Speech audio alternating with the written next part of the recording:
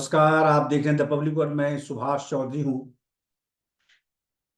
पिछले दिनों देश के निर्वाचन आयोग में केवल एक सदस्य ही रह गए थे, यानी मुख्य चुनाव आयुक्त ही केवल थे, क्योंकि एक सदस्य पहले ही सेवानिवृत्त हो चुके थे, जबकि दूसरे सदस्य ने भी इस्तीफा दे दिया था। इसको लेकर एक संकट की स्थिति पैदा हो गई थी।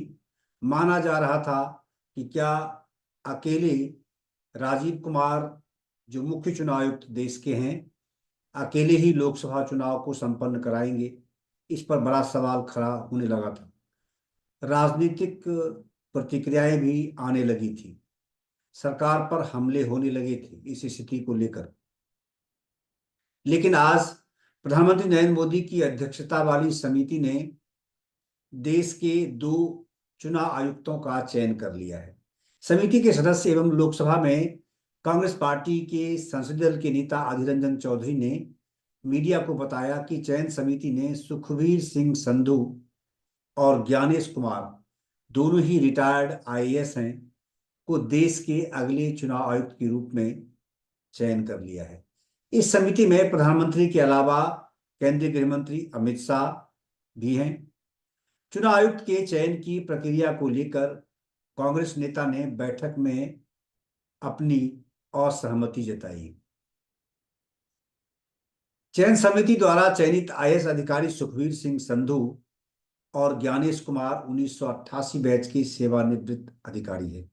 श्री संधू उत्तराखंड कैडर से हैं, जबकि ज्ञानेश कुमार केरल कैडर से हैं और दोनों ही सेवानिवृत्त हो चुके हैं।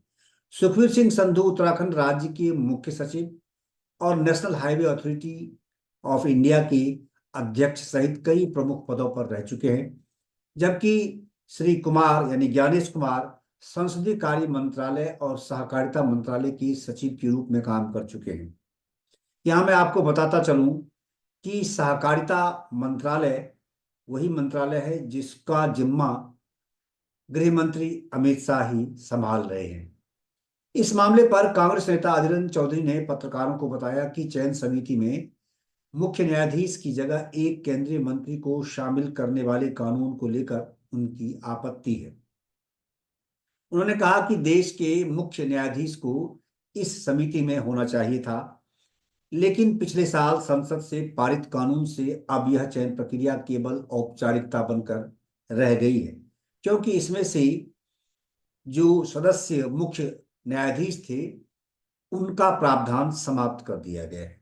उनका कहना है कि जिस समिति ने 2 चुनाव आयुक्तों का चयन किया उसमें सरकार का बहुमत है और वह जो चाहते हैं वही होता है।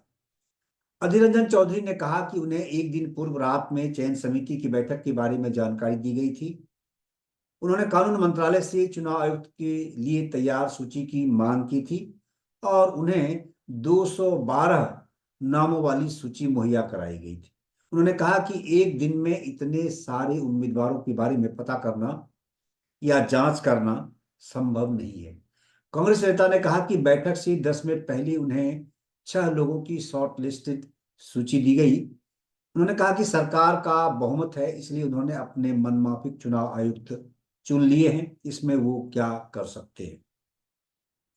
उन्होंने बल देते हुए कहा कि किसी भी व्यक्ति से उनका कोई द्वेष नहीं है, लेकिन चयन प्रक्रिया में तकनीकी खामियों को लेकर उन्होंने अपना डिसेंट नोट सौंप दिया है।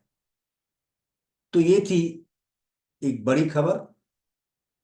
अगर आपने अब तक हमारे चैनल द पब्लिक वर्ड को सब्सक्राइब नहीं किया है तो इसे जरूर सब्सक्राइब कर लें। आपका सहयोग और समर्थन हमारे लिए बेहद जरूरी है। आपका बहुत बहुत धन्यवाद।